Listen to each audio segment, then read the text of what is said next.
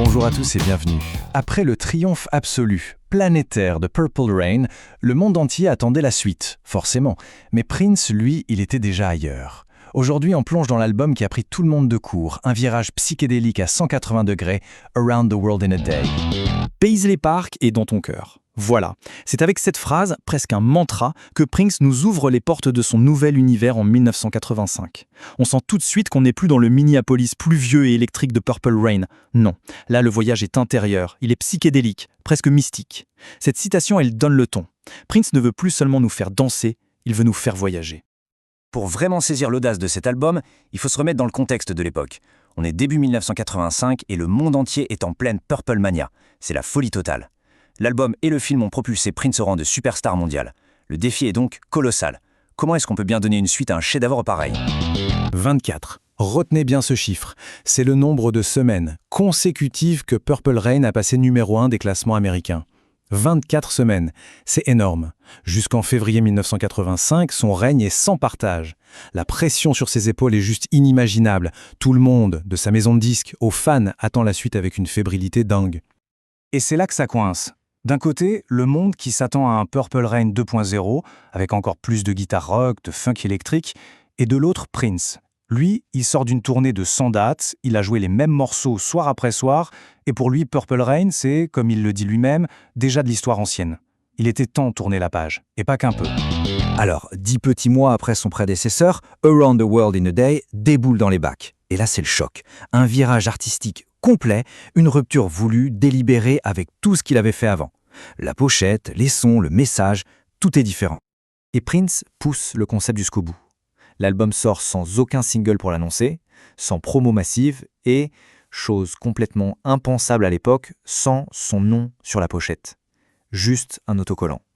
Sa volonté est limpide, il veut que son œuvre soit découverte d'un bloc, comme un voyage, loin de la grosse machine commerciale de Purple Rain. Et quelle claque sonore! On est à des années-lumière du son de Minneapolis. Prince intègre du violoncelle, de l'oud, de la darbuka, des cymbales à doigts. Bref, des instruments qui viennent d'ailleurs, qui donnent à l'album cette couleur si particulière, psychédélique, expérimentale. C'est une véritable exploration, une ouverture sur le monde. Mais attention, c'est là que ça devient fascinant. Derrière cette rupture sonore radicale, il y a un truc de dingue. Si on regarde bien la structure de l'album, eh bien c'est quasiment un copier-coller de Purple Rain. Une ouverture qui déroute, une ballade ultra émotive en piste 3, un morceau provoque et rythmé en piste 5 et un final psychédélique épique. Ça montre bien qu'au cœur de sa rébellion, il y avait une méthode bien précise. Le cœur de cet album, son concept central, c'est bien sûr Paisley Park. Et il faut vraiment comprendre que ce n'était pas juste un titre de chanson. Non, c'était la toute première pierre d'un véritable empire créatif, une utopie qu'il était en train de construire brique par brique. En fait, Paisley Park devient un concept en 3 dimensions. D'abord, bien sûr, la chanson, qui est une invitation à un état d'esprit créatif, utopique. Ensuite, le label de disques, fondé en février 85 pour sortir sa musique et celle d'artistes proches. Et enfin, c'était le plan, le projet de son futur complexe de studio à 10 millions de dollars, qui allait voir le jour 2 ans plus tard. La construction de cet empire, elle se fait par étapes, c'est très clair. Ça commence avec la création du label, puis la sortie de l'album devient l'acte fondateur. Moins d'1 an après, la construction du studio est lancée. L'album n'était donc pas une fin en soi, c'était le point de départ symbolique et commercial d'une vision à long terme, son indépendance créative totale. Bon, maintenant passons à la réaction du monde. Parce que c'est bien beau d'avoir une vision, mais comment ce pari artistique ultra audacieux a-t-il été reçu ? Entre les classements, les clips et l'accueil des critiques, le bilan est, contrasté.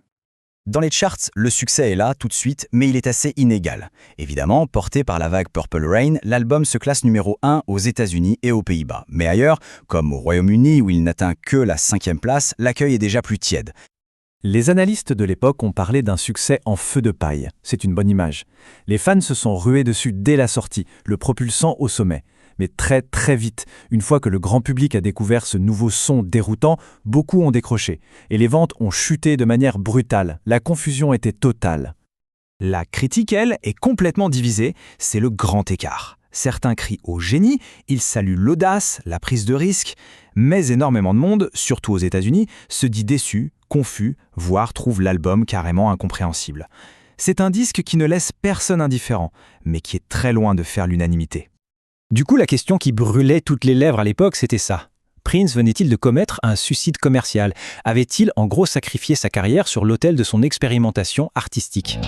Pour essayer de répondre à cette question, il faut aller au-delà des chiffres de vente. Il faut s'intéresser à l'homme derrière l'œuvre. C'était quoi ses motivations profondes?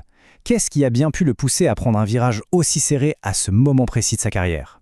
Il y a cette citation tirée d'une interview pour Rolling Stone en 1985 qui est très révélatrice. Il dit « Mon père a écrit les accords, je les ai simplement transformés en quelque chose qui me parlait ». Il parle ici de morceaux comme « The Ladder ».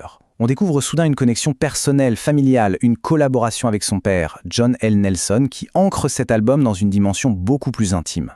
En réalité, cet album n'est pas juste un caprice d'artiste, c'est un véritable manifeste pour sa liberté. Étape 1, refuser de se répéter. Étape 2, faire le tri dans son public pour ne garder que les vrais fans, ceux qui le suivent pour sa musique. Étape 3, centraliser absolument tout le contrôle créatif. Et étape 4, construire son propre monde indépendant de l'industrie. Et il y a cette anecdote qui illustre ça à la perfection. C'est génial. Pour présenter l'album au grand ponte de Warner Bros., il les a fait s'asseoir par terre, sur le sol, pendant qu'il leur jouait le disque. C'est un power move absolu. Une manière de dire « Ici, ce sont mes règles, c'est mon univers, et vous y entrez à mes conditions ».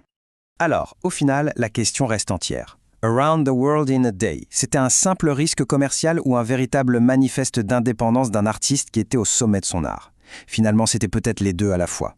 Un album qui a sacrifié un succès facile et évident pour poser les fondations d'une liberté créative totale, celle du futur royaume de Paisley Park. Merci beaucoup de nous avoir suivis dans ce voyage au cœur de Paisley Park. Pour ne surtout pas manquer la suite de cette biographie, le plus simple c'est de nous suivre sur YouTube. On se retrouve là-bas. À très bientôt!